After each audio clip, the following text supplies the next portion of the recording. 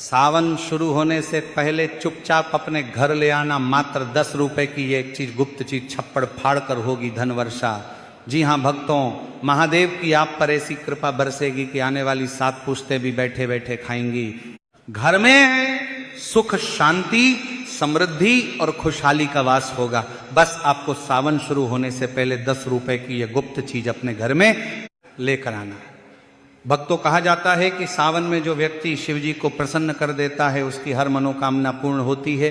लेकिन क्या आप जानते हैं कि सावन से पहले कुछ खास चीज़ों को घर लाना बेहद शुभ माना जाता है। यदि आप सावन शुरू होने से पहले ये गुप्त चीज अपने घर लाते हैं तो शिव जी प्रसन्न होकर आपकी हर मनोकामना शीघ्र पूर्ण कर देते हैं। ये सभी चीजें भोलेनाथ को अत्यंत प्रिय हैं। भक्तों, भगवान भोलेनाथ भोले भंडारी हैं, वे थोड़े से प्रयास से ही प्रसन्न हो जाते हैं। जो व्यक्ति भगवान भोलेनाथ की इन प्रिय वस्तुओं में से कोई एक वस्तु सावन से पहले अपने घर ले आता है तो भोलेनाथ उसके जीवन की सभी परेशानियों को दूर कर देते हैं। उस व्यक्ति को फिर कभी भी जीवन में धन की कमी नहीं होती है। भगवान भोलेनाथ उसे मनचाहा वरदान देते हैं। तो आइए भक्तों, जानते हैं ऐसी कौन सी वस्तुएं हैं जिन्हें घर लाने से भगवान भोलेनाथ बिना पूजा और व्रत के ही प्रसन्न हो जाते हैं।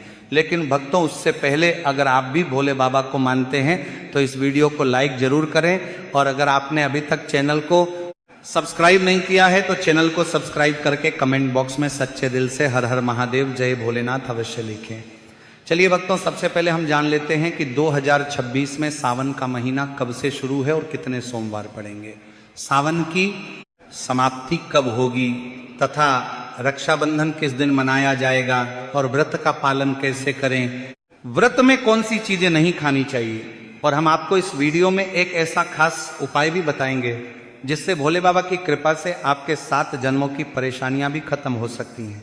साथ ही इस वीडियो में हम आपको बताएंगे कि वह कौन सी चीज है जो इस सावन हर व्यक्ति को अपने घर में जरूर लाना चाहिए। इसीलिए भक्तों, इस वीडियो में अंत तक बने रहिएगा। भक्तों, सावन का महीना शिव भक्तों के लिए प्रेम और भक्ति की सौगात लेकर आता है। यही वो महीना है जिसे हम प्यार और श्रद्धा का महीना कहते हैं। पक्षियों की चहचहाट मधुर संगीत में बदल जाती है, बारिश की बूंदें धरती को चूमने लगती हैं, ऋतुओं की रानी वर्षा पूरे वातावरण को हरा भरा बना देती है, प्रकृति जैसे खुद झूमने लगती है, पेड़ पौधे फूल पत्तियां आपस में बात करने लगती हैं। साथ ही शिव भक्त बड़े ही उत्साह और श्रद्धा से इस महीने का बेसब्री से इंतजार करते हैं। मान्यता है कि सावन में भगवान शिव खुद धरती पर आकर अपने भक्तों के घरों में वास करते हैं और उनकी सच्ची भक्ति से प्रसन्न होकर जीवन को सुख समृद्धि से भर देते हैं। सावन का हर एक दिन पवित्र और शुभ माना जाता है। हर दिन भगवान भोलेनाथ की पूजा की जाती है। लेकिन जब बात आती है सावन सोमवार की तो इसकी महिमा ही कुछ और होती है।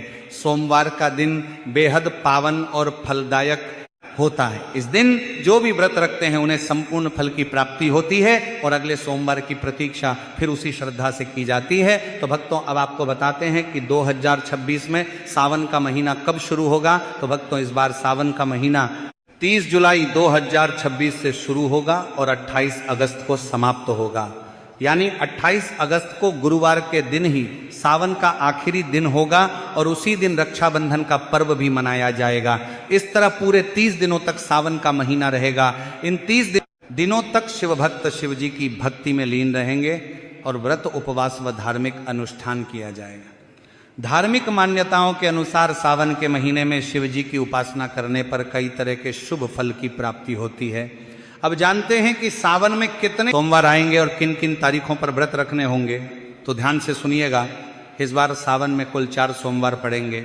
सावन का पहला सोमवार 3 अगस्त को पड़ेगा, दूसरा सोमवार 10 अगस्त, तीसरा सोमवार 17 अगस्त और चौथा सोमवार 24 अगस्त 2026 को पड़ने जा रहा है।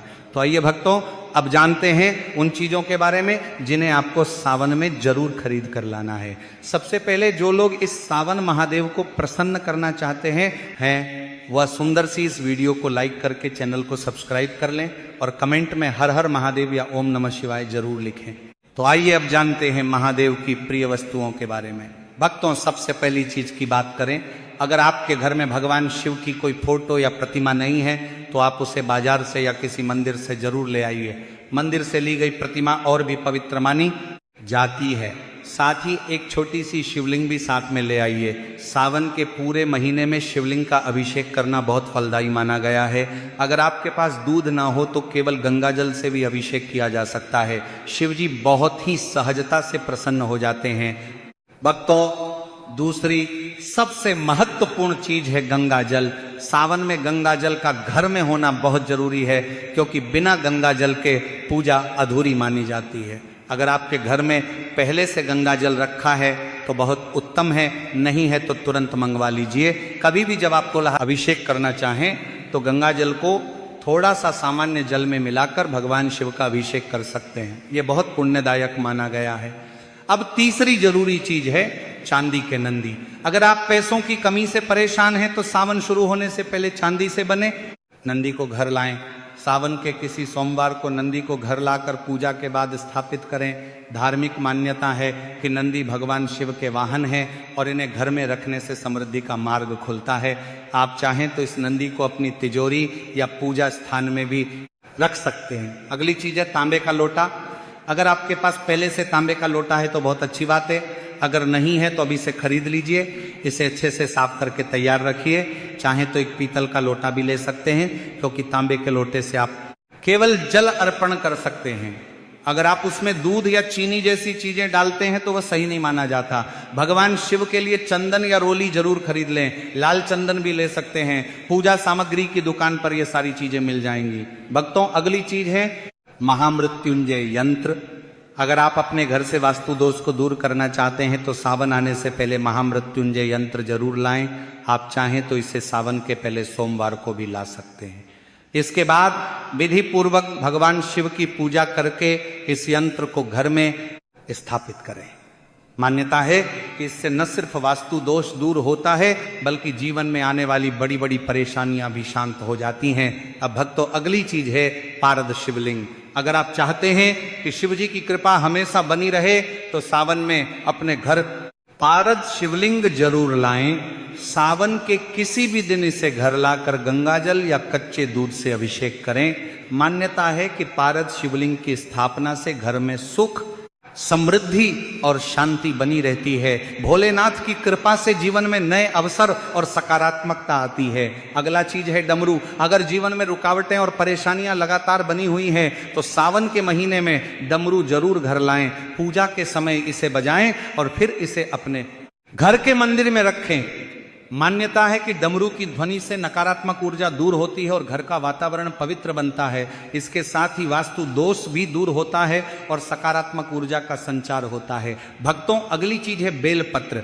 बेलपत्र को शिव पूजन में सबसे आवश्यक माना गया है। शास्त्रों के अनुसार सावन में शिवलिंग पर बेलपत्र अर्पित करने से सभी पाप नष्ट होते हैं और मनचाही कामनाएं पूरी होती हैं। अगर आप बेलपत्र का पौधा घर में लगाते हैं तो यह नकारात्मक ऊर्जा को दूर करता है और घर में शांति बनाए रखता है। सावन शुरू होने से पहले बेलपत्र घर में लाकर पूजन स्थल पर रखें, फिर देखिए शिव कृपा कैसे बरसती है। तो इस सावन इन 5 चीजों को घर लाकर आप भगवान शिव की विशेष कृपा पा सकते हैं। भक्तों, अब हम आपको सावन की पूजा से जुड़ी कुछ जरूरी चीजें भी बता देते हैं जो आपको सावन के महीने में भगवान शिव की पूजा के लिए पहले से ही तैयार रखनी चाहिए और कौन कौन सी चीजें खरीदना चाहिए।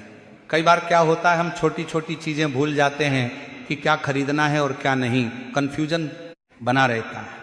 लेकिन अगर आप पहले से ही ये चीजें खरीद कर रख लेंगे तो पूजा के समय कोई अड़चन नहीं आएगी और पूजा सरल और सफल हो जाएगी। सबसे पहली चीज है भस्म।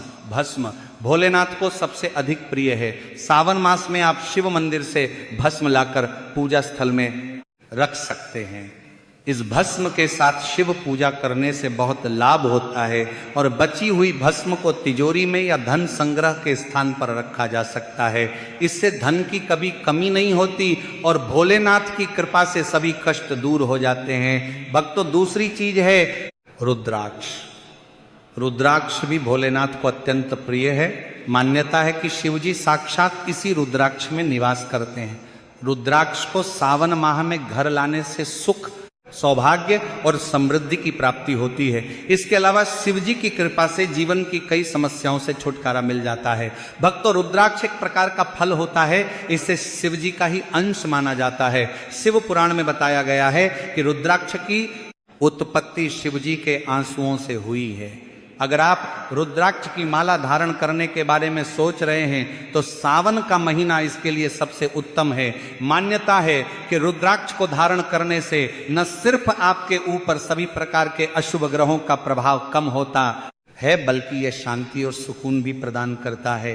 2 मुखी रुद्राक्ष को धारण करने से आप अपने परिवार के लोगों में संतुलन स्थापित कर सकते हैं। भक्तों, आप चाहे तो गौरी शंकर रुद्राक्ष को पहनकर अपने वैवाहिक संबंधों में मिठास को बढ़ा सकते हैं। भक्तों, अगली वस्तु है गंगा जल।